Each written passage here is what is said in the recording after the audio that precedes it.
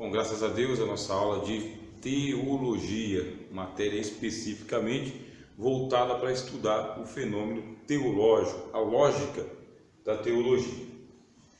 E eu quero dar início à nossa aula de hoje falando que não existe só uma teologia. Quando a gente não conhece o mundo teológico, a gente imagina que tem só uma teologia.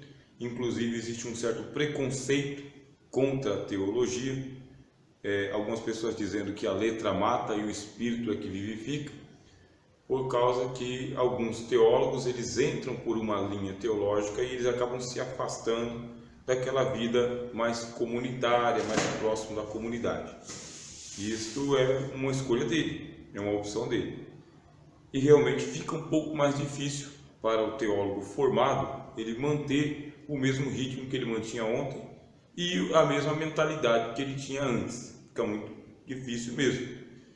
Só que não existe só um ramo da teologia. Existem diversos. Eu coloquei 4 aqui. Primeiro, teologia natural. Então, o que é a teologia natural? É aquela que nós temos por intuição.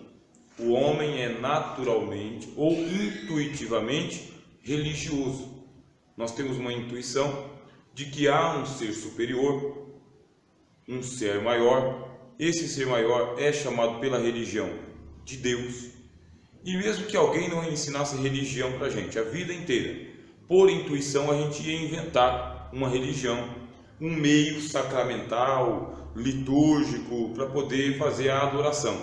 É assim que surgiram as chamadas religiões animistas. Então, uma religião animista, ela parte da teologia natural. O que é uma religião animista? É aquela que acredita que a natureza ela possui uma alma. O rio tem alma, o fogo tem alma, o vento tem alma, a terra tem alma, as árvores têm alma. Isso é uma religião animista. Acredita que a natureza, os elementos da natureza, eles são almas, ou eles têm alma, eles têm vida e você pode conversar com eles assim como eu estou conversando com vocês. É muito comum um animista conversar com árvores, por exemplo, com o rio, com os animais, com as estrelas, com as flores. É um animista. Da onde que vem isso aí? Eu acho que é diabólico, satânico e demoníaco. Não. Tem também. Tem a influência do diabo, tá bem? A gente vai penetrar nesse assunto aqui daqui a pouco, tá bem? Tem a existência do diabo, ele patrocinando o animismo, mas não é diabólico, é natural, tá? Teologia natural. É uma intuição que Deus colocou no ser humano para ele poder uma hora ter um despertamento de que a vida não é só por aqui, tem algo mais, tem algo além. A gente também chama isso, quando nós estamos estudando filosofia, a gente chama isso de senso ético. Senso ético. O que é o senso ético? É a busca pelo bem. E o bem ele é uma coisa assim, que ele tem degraus. Tem um bem menor e um bem maior. Se eu continuar nessa cadeia de buscar um bem maior, eu estou em busca de um senso ético. Estou praticando o senso ético, tá? Porque o que é a ética? Ética é essa área do conhecimento humano que se preocupa com o bem. Esse é o objeto de estudo da ética. Está fazendo bem? É bom? É bom para todo mundo? É bom a longo prazo? É bom à distância? Quais são os prejuízos? Isso é ética. Então eu e você temos um senso ético. Fazemos aquilo que é bom para que a gente possa alcançar aquilo que é o bem. Este senso ético na filosofia, quando a gente vem para o estudo teológico, a gente vai chamar de teologia natural. Vou preservar o rio porque o rio tem alma. Vou preservar as árvores porque as árvores têm alma. Elas têm vida, direito à vida tanto quanto eu. Tanto é que as religiões animistas, elas também são chamadas de religiões naturalistas. Naturalistas, estão em contato com a natureza. Depois a gente vai para o nosso mundo, que é o mundo da teologia revelada. Quando você vem só para o cristianismo, só para a nossa fé, A teologia ela é revelada e a gente chama pelos agiógrafos. Está vendo aqui, ó? O que é um agiógrafo? É uma pessoa que escreveu literatura religiosa. Ele é um agiógrafo. E por que ele é chamado de agiógrafo? Porque nós acreditamos que houve uma interferência ou uma influência espiritual sobre o agiógrafo. Palavra grega, ó. Agios. O que é o agios? É o santo, tá? Ó. É o santo. Grafos. Grafos é o que escreve, tá? O escritor. Escritor. O que é um agiógrafo? É um homem santo que escreveu. Enquanto na teologia natural eu fico preso só à minha adoração ou à minha veneração, meu contato com a natureza, na teologia revelada, aquilo que eu estou intuindo, aquilo que eu estou passando, aquilo que eu estou percebendo, eu escrevo. Qual que é a diferença? É que o agiógrafo está sob a influência de um poder espiritual, uma força espiritual. Eu vou falar, por exemplo, de Muhammad. Muhammad, vai ser Joyce. Quem foi Muhammad? Nós chamamos em português de Maomé. Maomé, ele diz que ele teve uma experiência com o anjo Gabriel. De acordo com os relatos dele, o anjo Gabriel apareceu para ele, o agarrou, tá? O agarrou com força e disse para ele: recita. E ele, embora fosse corpulento, fosse fortão, ele não conseguia se livrar do anjo Gabriel. E o anjo novamente disse para ele: recita. E ele, recitar o quê? Aí o anjo apertou ele e disse: recita. Aí ele disse: Alá é o único Senhor.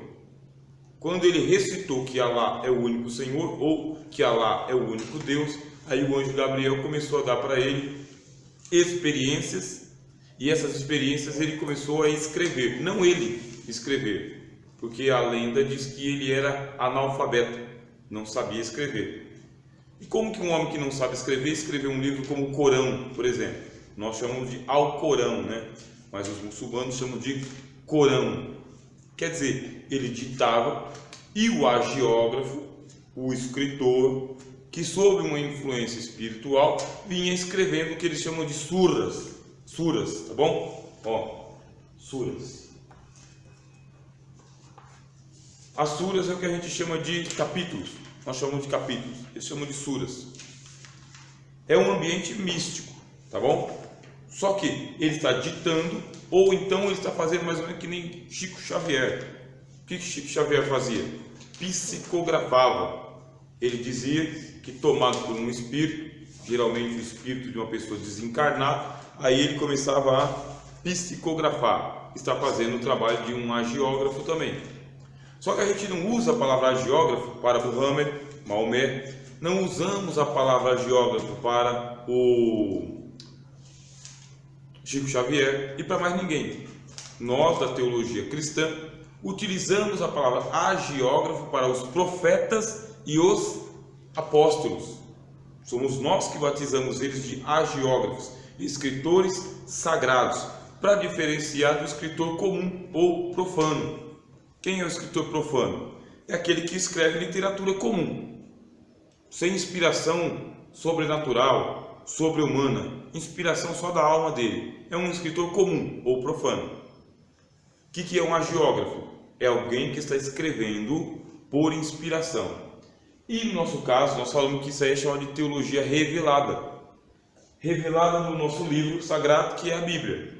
Gênesis, Êxodos, Levíticos, Números, Deuteronômio, até terminar em Malaquias, o Antigo Testamento, começando em Mateus e terminando em Apocalipse, Novo Testamento. 66 livros agiografados, escritos por homens santos, inspirados por Deus. Aí, nós na teologia usamos uma palavra grega que é theopneustos. Theopneustos. Theo, Deus, tá vendo? Pneustos, inspiração, inspiração divina. Nós acreditamos, por fé, é fé, nós acreditamos que Deus inspirou esses homens para que eles escrevessem o que está nas Escrituras para a gente. Deus estava influenciando tanto as palavras que eles iam usar, quanto os seus pensamentos. Mas não era um ditado. Não era um ditado igual Mohammed ditando a carta para que o escriba escrevesse. Bem, não era um ditado. Não era uma psicografia igual Chico Xavier, sabe? Em que ele está inconscientemente escrevendo. Não. O escritor sagrado, o agiógrafo, ele teve que utilizar do seu vocabulário, o seu caldo cultural, dentro do seu contexto histórico, e tudo isso aí era ele. Era ele que tinha que saber escrever, o tinteiro era dele, a pele de carneiro que ele usava era dele, ou o papiro era dele, tudo era dele. Só que na hora que ele ia escrever, o Espírito Santo de Deus o influenciava, iluminando a sua mente, para que ele usava as palavras da profecia. Por isso que eles tinham a autoridade de dizerem o seguinte, oráculo do Senhor. O que é o oráculo do Senhor? Palavra do Senhor, tá? Oráculo, oral, tá vendo? Tá saindo da boca. Então, oráculo do Senhor, palavra do Senhor. Por que palavra? Paladar, tá vendo? Paladar. Então, do paladar do Senhor está saindo, nem só de pão viverá o homem, mas de toda a palavra que sai da boca de Deus, do paladar de Deus. Deus experimenta antes de ele colocar na sua boca. Deus experimenta a palavra. A palavra de Deus não pode ser insossa, tem que ter sabor. Esses homens tomados pelo Espírito Santo estão escrevendo com autoridade, dizendo: isso aqui é um oráculo do Senhor.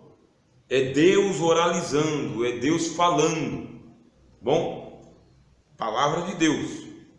Um profeta, ele não teria ousadia de falar em nome do Senhor se o Senhor não tivesse mandado. Ele não escreveria se o Senhor não tivesse mandado, porque havia uma maldição. E hoje a gente não leva muito em consideração a maldição. A gente fala, isso aí não pega nada. Mas nos tempos bíblicos havia uma maldição. O falso profeta que profetizasse falsamente em nome do Senhor seria amaldiçoado. A vida dele seria uma maldição. Ele não podia profetizar em nome do Senhor se o Senhor não mandou. A maldição pegava nele, caía dele. E essa maldição consistia, primeiro, em perder a família, segundo, em perder a saúde, e terceiro, perder a vida, e quarto, perder a salvação. Então não dá para arriscar. Se ele escreveu, disse o Senhor a Abraão, quem escreveu? Moisés. É porque foi o Senhor que mandou mesmo. O Senhor falou a Abraão. Disse o Senhor a Moisés, é porque foi o Senhor que falou a Moisés. Do contrário, cairia uma maldição sobre quem escreveu. E assim por diante. Com o livro nas mãos, Gênesis, Apocalipse, aí nós vamos para a teologia sistemática. Porque o que faz o teólogo sistemático? Essa parte da teologia era chamada de dogmática antes. Agora a teologia sistemática, mas antes era chamada de dogmática. Essa teologia sistemática é a nossa confissão de fé. Não dá para eu crer nas Escrituras na sua totalidade, de Gênesis a Apocalipse, sem que eu tenha uma sistematização das doutrinas. Sistema, tema, tá vendo aqui, tema, cis, junto. Cis é aquilo que fica lado a lado. E o tema? Tema é aquilo que eu tiro do conjunto, da totalidade. Eu tiro um tema. Você tem um assunto, o assunto é aqui em cima, a aula de língua portuguesa. Você tem um assunto, o assunto é o livro inteiro. Eu tenho um tema: angelologia, cristologia, escatologia, soterologia. Eu tenho um tema.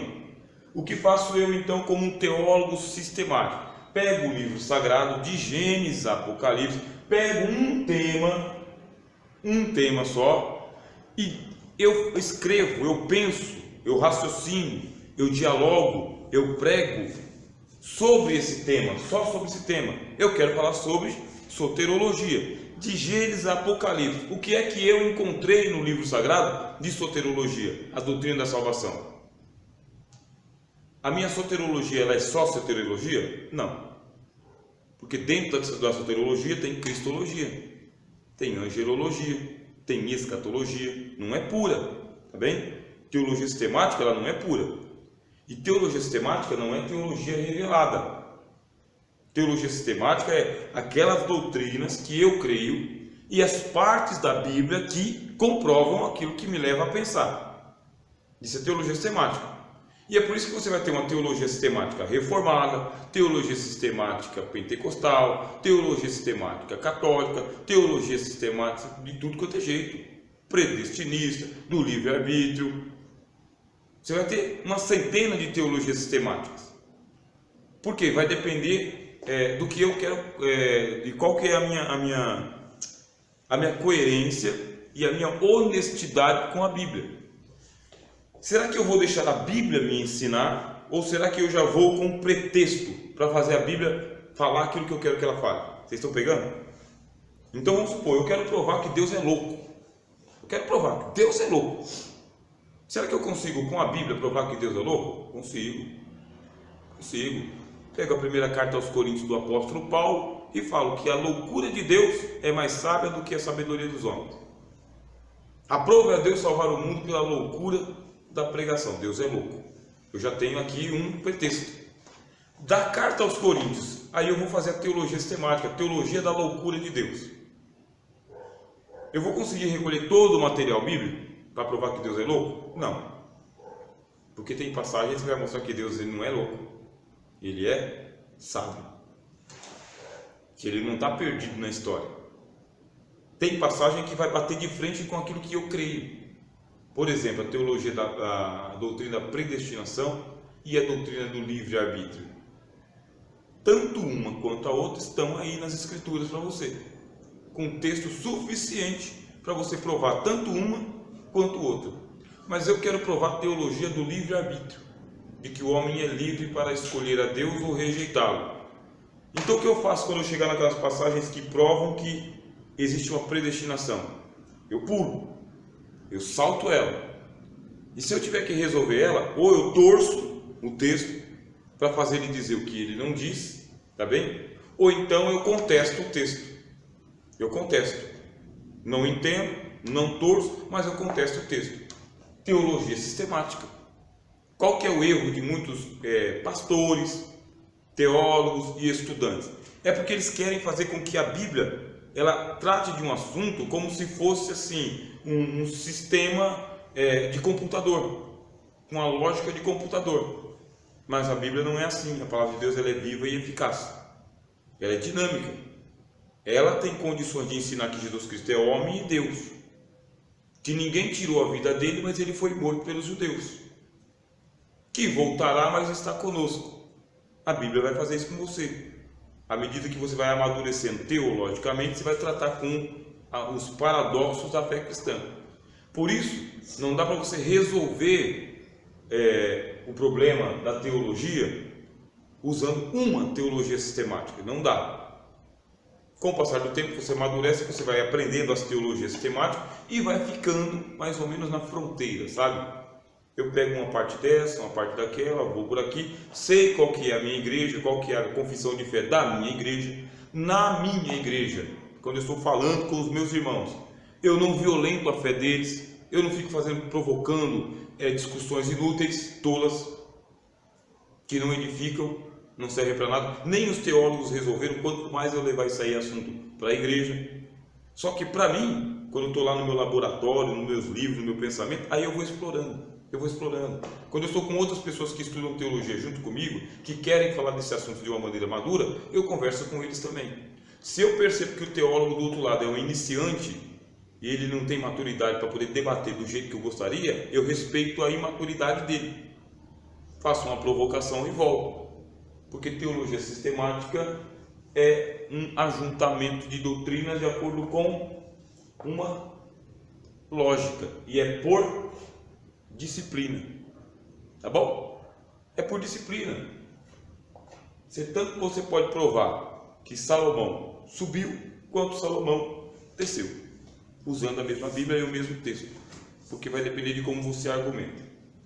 E aí vem o tema da nossa aula de hoje, que é a teologia mística. Eu quero falar um pouquinho mais sobre a teologia mística. O que é a teologia mística? É aquela que vem por experiências metafísicas e paranormais. É a pessoa, o profeta, o homem ou a profeta mulher, o apóstolo, tá bem? A irmã, que tem uma experiência com Deus, não é experiência com a igreja, não é experiência com a natureza, não é experiência com a teologia, é uma experiência com o próprio Deus. Esse é o místico, é aquele que conseguiu quebrar todos os encantos ou todos os mediadores que havia entre ele e Deus. Esse é o místico, é aquele que desafiou a própria natureza, metafísico e paranormal, não dá para ser explicado. Esse vai ser o tema da nossa aula de hoje. Eu vou usar aqui os primeiros dois exemplos, tá bem? José e Moisés, mas eu vou fazer uma pequena pausa para vocês fazerem suas perguntas. Bom, vamos dar prosseguimento. Nossa aula estritamente voltada para a teologia. Acabamos de ver aqui que há várias teologias, de acordo com a sua finalidade e a sua metodologia. Eu quero falar um pouquinho sobre a teologia mística agora. Essa daqui, ela chama muito a nossa atenção, porque há um momento que a gente se enfada, tá? Se enfada da vida rotineira, tradicional. A gente pensa, se Deus existe, eu tenho que encontrá-lo. Porque você vem, participa da vida comunitária, e a vida comunitária tem as orações, tem o louvor, tem a pregação da palavra e tem a bênção apostólica e vai para casa. Isso dia após dia. Só que quando você vai para a teologia revelada das Escrituras, o que a gente descobre? Descobre um homem como José. José levava uma vida comum, como todos nós levamos, era filho de Jacó, até que um dia houve um sonho. Ele teve sonhos e ele passou por experiências que a gente chama de experiências oníricas. O que é uma experiência onírica? É porque o sonho é uma experiência metafísica. O sonho é aquele momento em que você transcende a sua consciência. Você não está sonhando conscientemente. Eu quero sonhar. Você está no inconsciente. Aí a psicanálise vai dizer para você: você está acessando os arquivos secretos. Isso está acontecendo. Sabe aquele arquivo morto, arquivo secreto, mensagem subliminar? Você está acessando. Você vai lá com o seu subconsciente. Aí é psicanálise. Enquanto for, sabe, só acessar o inconsciente, você está em alfa, estado alfa. Você está só organizando seu pensamento. Mas não é o caso de José. Porque no caso de José, e esse José aqui é o José do Egito, tá? Por enquanto. Porque tem dois José na Bíblia e os dois têm experiências oníricas. O José do Novo Testamento, marido de Maria, e o José do Antigo Testamento, filho de Jacó. Experiência onírica, ele tem dois sonhos.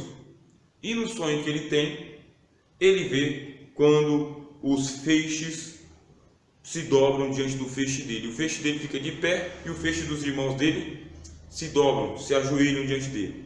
E no outro sonho onírico, ele vê quando o sol, a lua e as estrelas ficam e se ajoelham diante dele.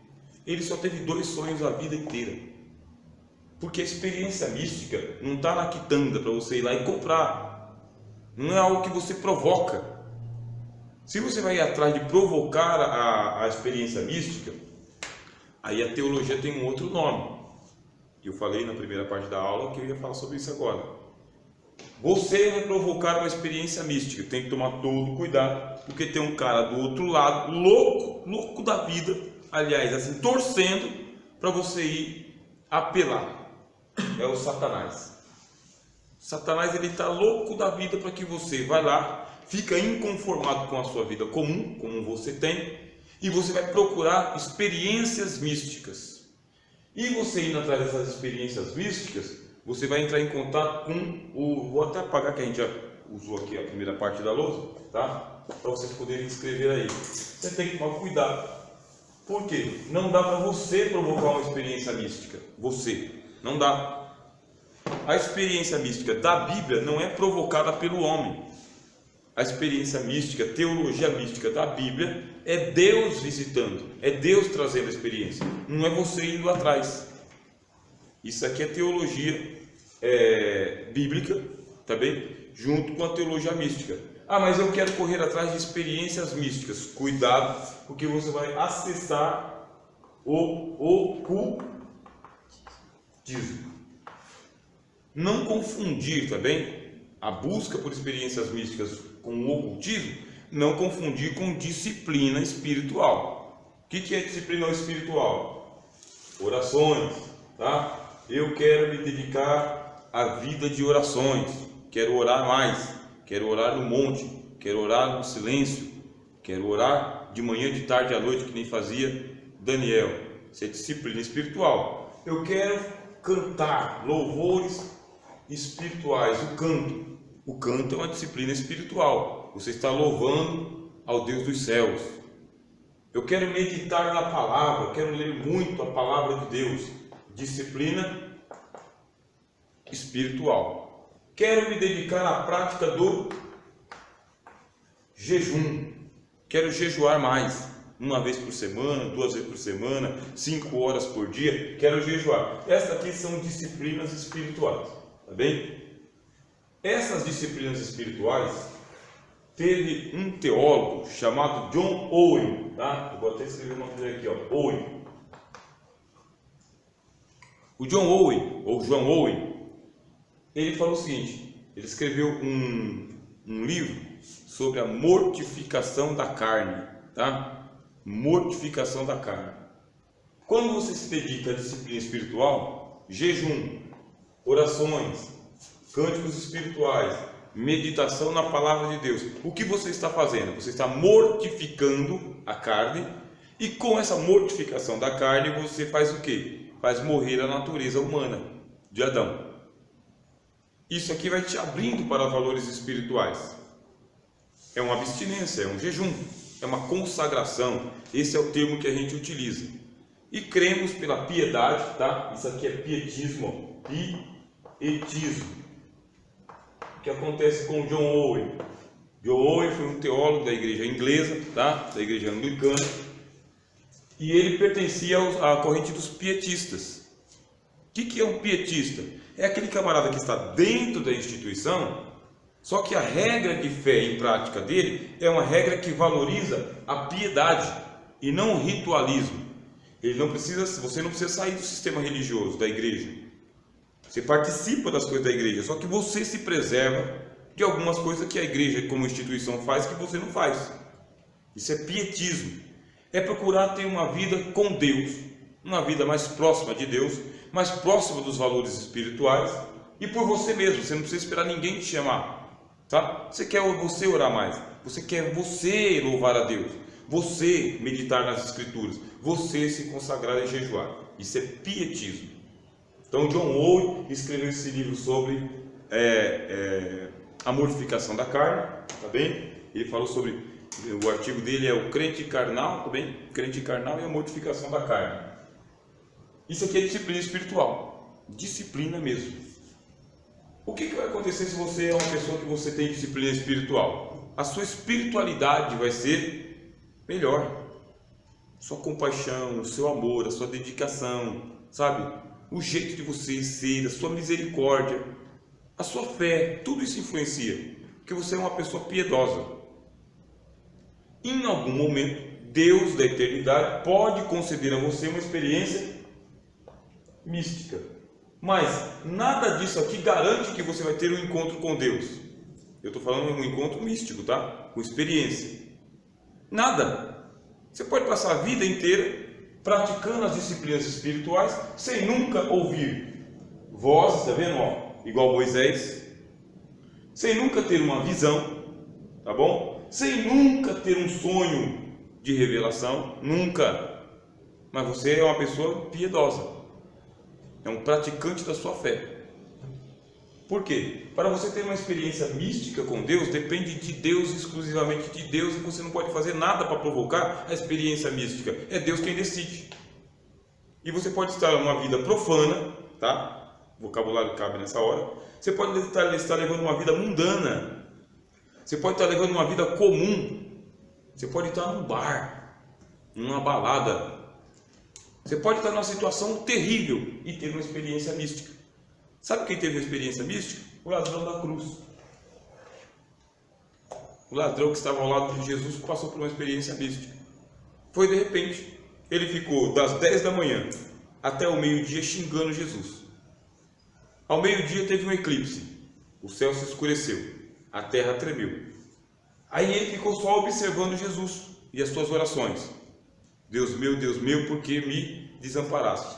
De repente, ele teve uma experiência mística e ele soltou uma palavra para Jesus e disse: Senhor, lembra-te de mim quando vieres no teu reino. Experiência mística na hora da morte. Na hora da morte. Uma só. Aí o Cristo respondeu para ele: em verdade te digo que hoje estarás comigo no paraíso. Uma só. E ele merecia? Orou? O homem provocou Jesus das 10 ao meio-dia, xingando Jesus. Quer dizer que você não provoca a experiência mística. É Deus quem vem até você.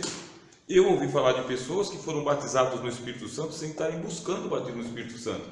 E que antes do batismo no Espírito Santo andavam de qualquer jeito, de qualquer maneira. Com o batismo do Espírito Santo, essa pessoa foi modificada numa outra pessoa. Um outro jeito, um comportamento. Só que ela não buscava, ela não orava, não jejuava, fazia nada. Fazia nada. Depende de Deus. Paulo escreve aos Romanos falando: não depende de quem quer e nem de quem corre, mas de Deus que se compadece. É o caso do José. José não pediu para sonhar. E ele passou a vida inteira dele, só teve 2 sonhos, que foi o sonho que causou problema na vida dele. Ele chegou e contou o sonho. Sol, a lua, as estrelas. Aí o pessoal interpretou: por acaso eu e a tua mãe e os teus irmãos viremos e nos ajoelharemos diante de ti? E perseguiram José por causa disso aí. Ele nunca mais voltou a sonhar. A Bíblia não fala. Ele viveu 110 anos, quando ele tinha um sonho lá entre os seus 16 e 17 anos, e nunca mais sonhou. Depois se manifestou ele teve uma outra experiência mística. Ele teve uma experiência mística com os caras que foram parar na cadeia junto com ele, o padeiro e o copeiro.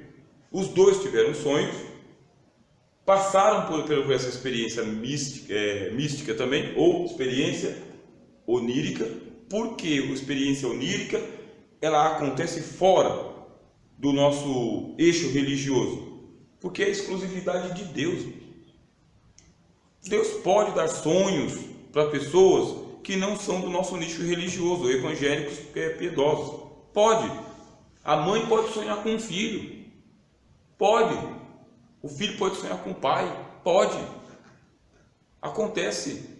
Agora, se eles têm a interpretação, é outra coisa. Porque o padeiro e o copeiro não tinham a interpretação. Ficaram perturbados. E é o que acontece do lado de fora. As pessoas têm sonhos, não sabem como chamar esses sonhos e chamam de premonição. Ó, premonição. Eu tive uma premonição.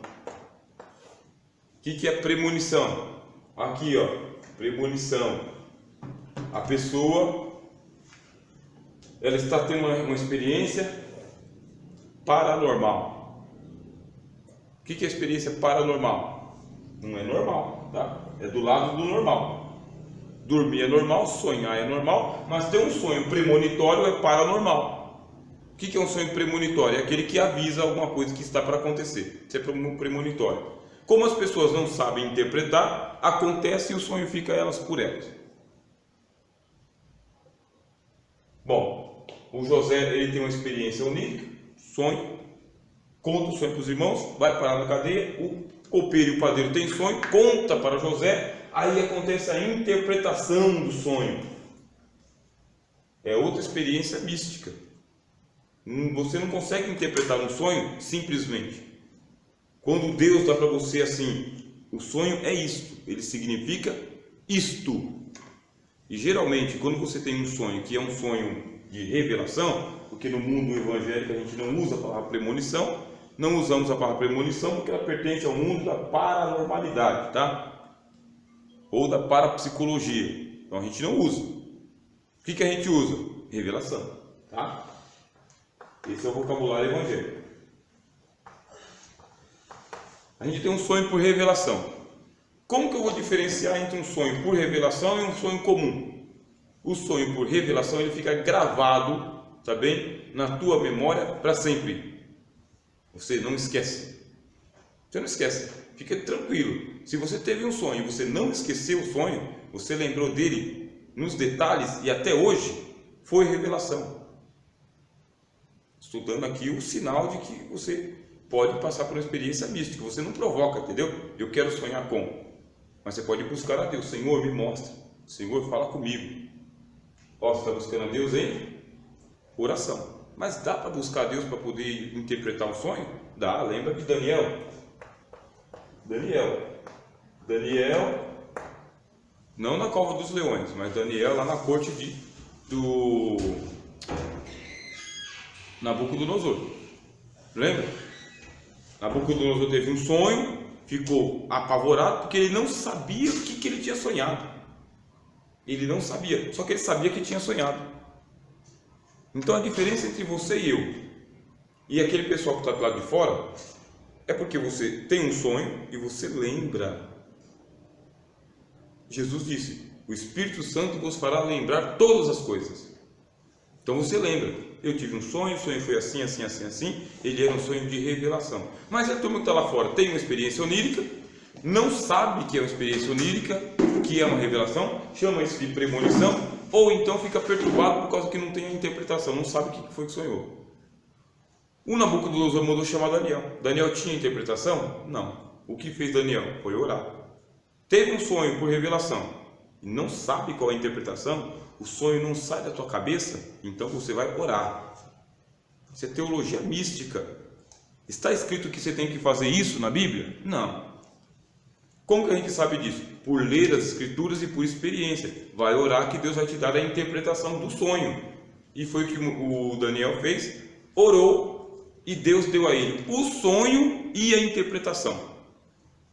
Isso aqui é mundo místico, não é lógica, entendeu? Não é racional. Você não aprende na academia, você não aprende. Aí pronto. Quando ele dá o José, vamos voltar para José. José dá a interpretação para os dois homens, o copeiro e o padeiro. E o sonho se cumpre. O sonho se cumpre. A interpretação também é uma teologia mística, tá? Porque você não consegue interpretar o sonho pela lógica eu quero ir lá no livro dos sonhos do Sigmund Freud e eu quero usar a linguagem do Sigmund Freud para interpretar um sonho por revelação. Não adianta, tá? Não adianta. Porque um sonho que você tem por revelação, ele tem uma linguagem própria do mundo do espírito, própria. Ele vai usar uma simbologia no sonho e essa simbologia aí, ela tem outro sentido, outro significado. Não adianta. O máximo que você consegue fazer é o seguinte: o que isso significa na Bíblia?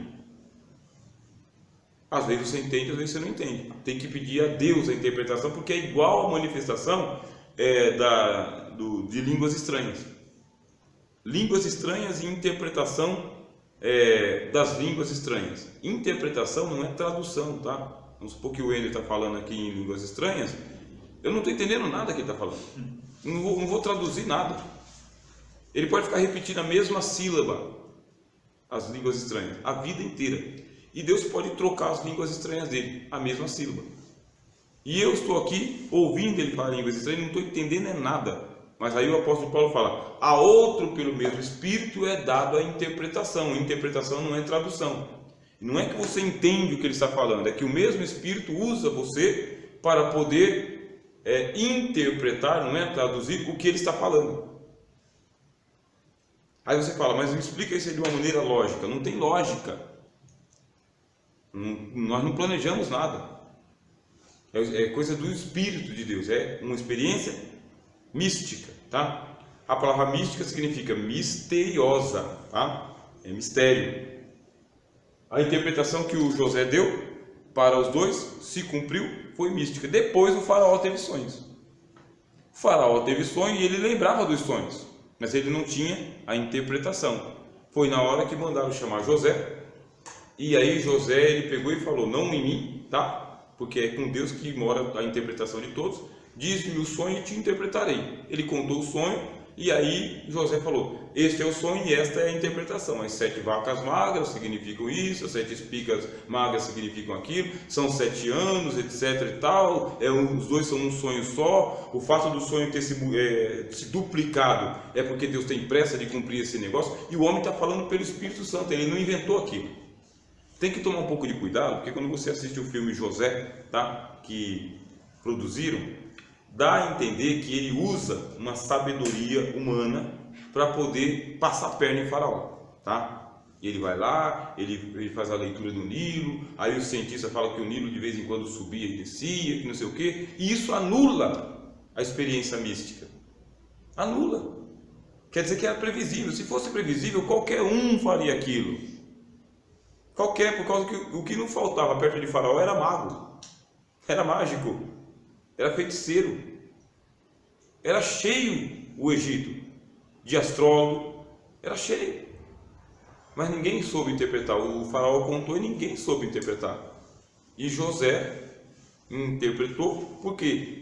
Não tem nada a ver com ele conhecer a seca do Nilo, a cheia do Nilo, as estações. Isso aí é Deus causando uma situação mística, e o sonho é místico e a interpretação é mística para cumprir um outro sonho que o José teve. E se o José teve 2 sonhos, e eu pego a mesma chave bíblica, né? 2 sonhos significa que Deus tem pressa. Quer dizer que José teve o mesmo sonho de 2 maneiras diferentes, porque Deus tinha pressa de cumprir na geração dele. Mas será que é na geração dele? Experiências místicas, tá? A gente chama de metafísica, porque desafia as leis da natureza. Não é só um sonho natural.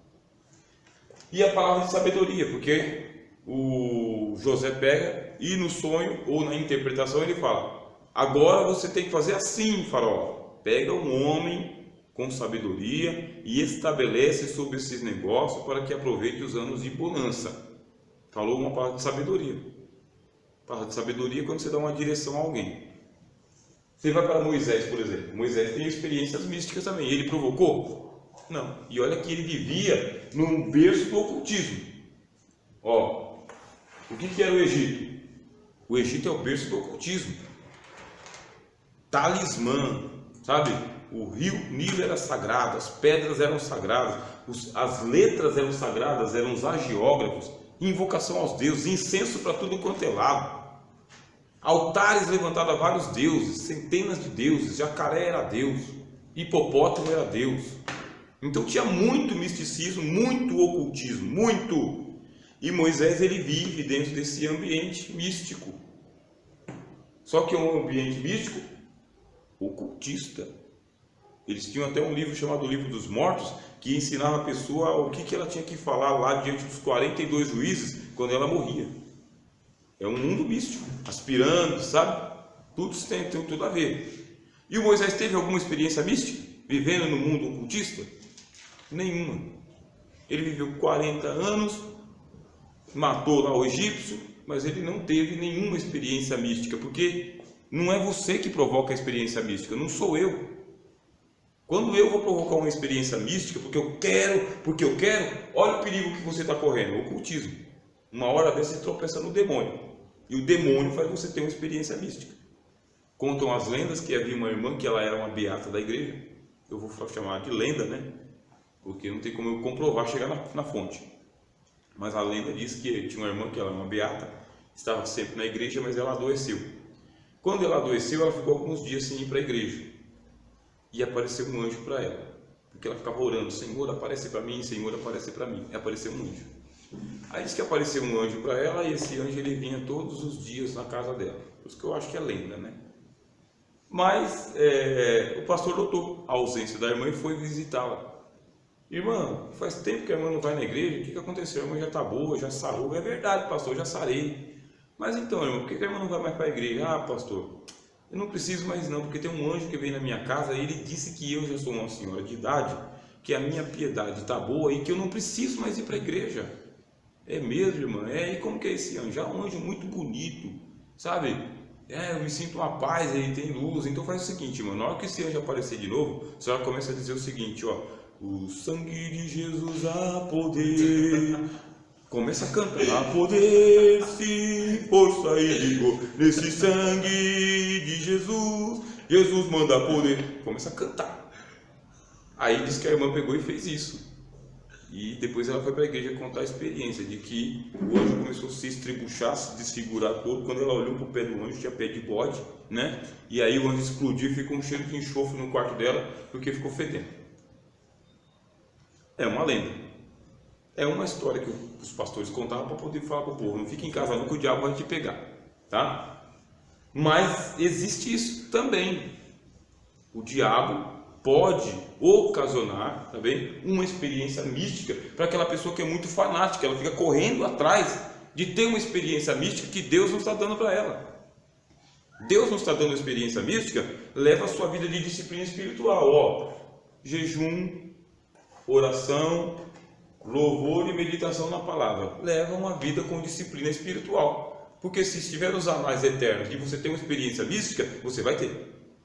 Como pessoas, por exemplo, que querem ser batizadas no Espírito Santo e não são, elas podem provocar o falso batismo no Espírito Santo, imitando as línguas dos outros, macaqueando o dom do Espírito Santo.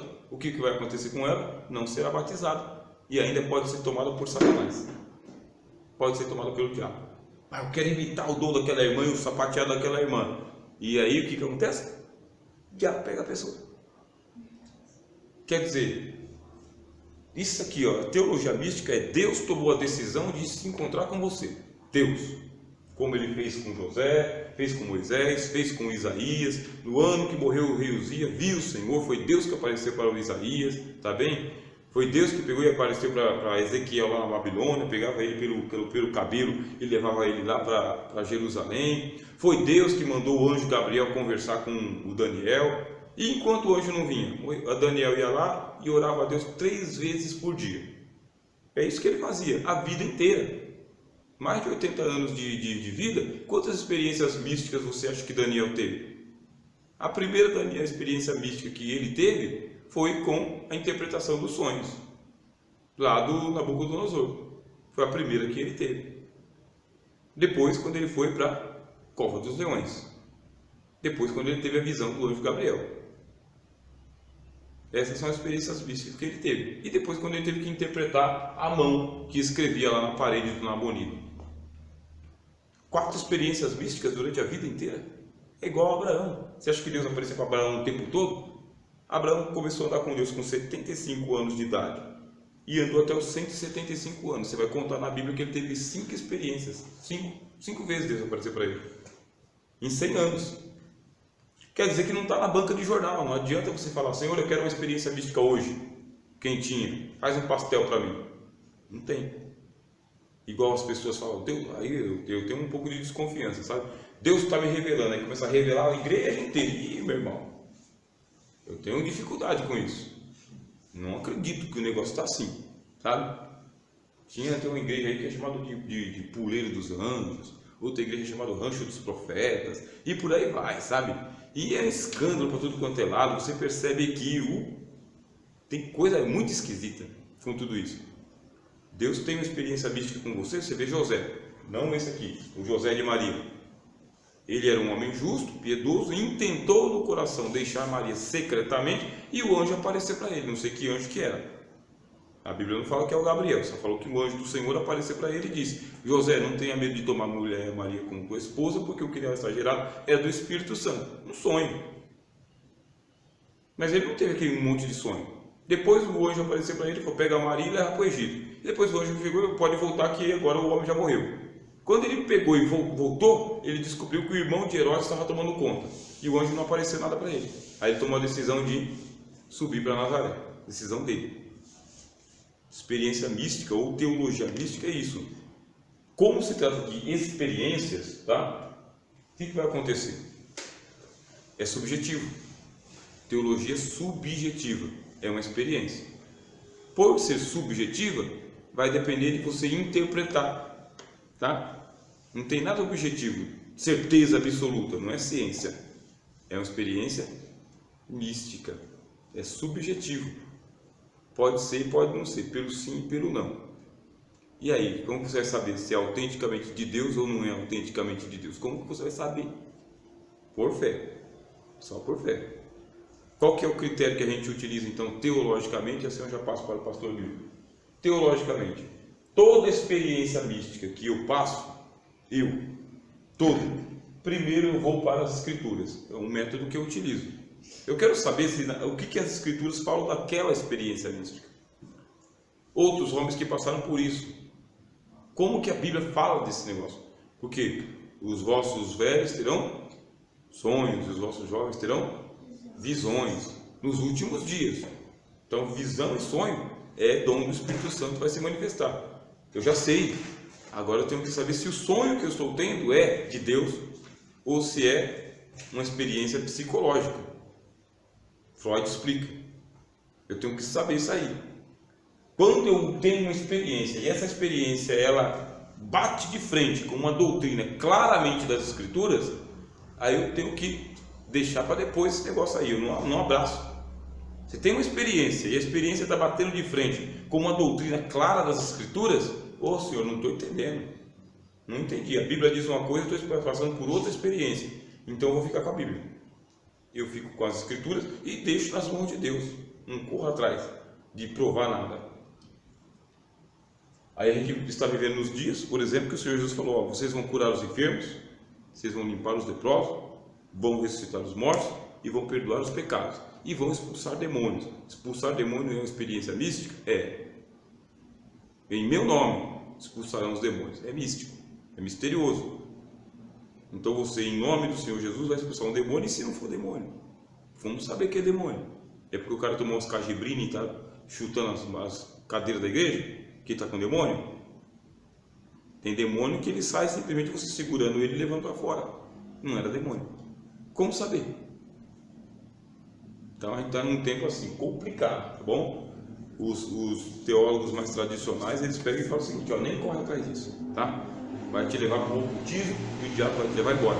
Palavra, pregação, consciência e vida comum. Ora com fé, louva com fé, jejua com fé, tá bem? E espera Jesus voltar. Isso aí é um conselho sadio. Se Deus quiser te dar uma experiência extraordinária, Ele vai te dar.